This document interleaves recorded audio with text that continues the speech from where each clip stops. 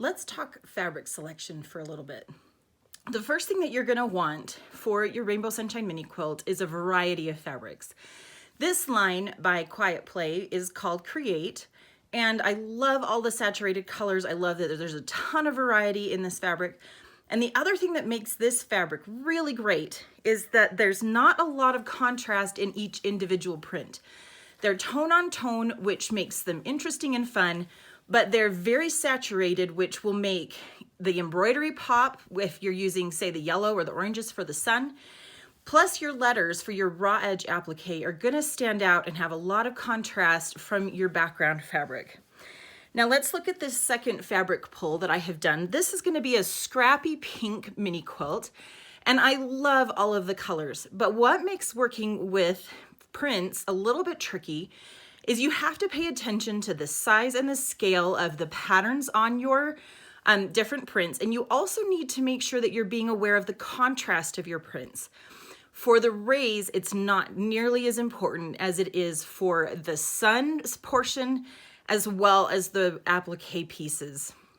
You want to make sure that your prints, if there's a large print or a large scale print to it, say this large main floral print, you want to make sure that it's not going to distract from the actual shape of your letters when you're doing the raw edge applique.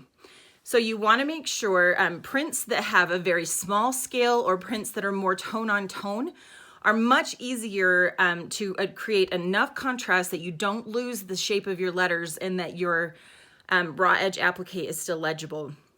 Also for the sun, so I was considering maybe this fabric. Now dark fabrics are a little trickier to transfer your embroidery pattern designs on, so I don't normally work on those, but I like this one in that it's really dark and saturated, but I'm concerned about these lighter colored raspberries interfering with the lettering. So I would either need to choose to locate my embroidery in a spot where these aren't going to interfere with the actual letters, or I want to make sure that the lettering and the thread that I'm using is different enough that it's not going to blend in with this.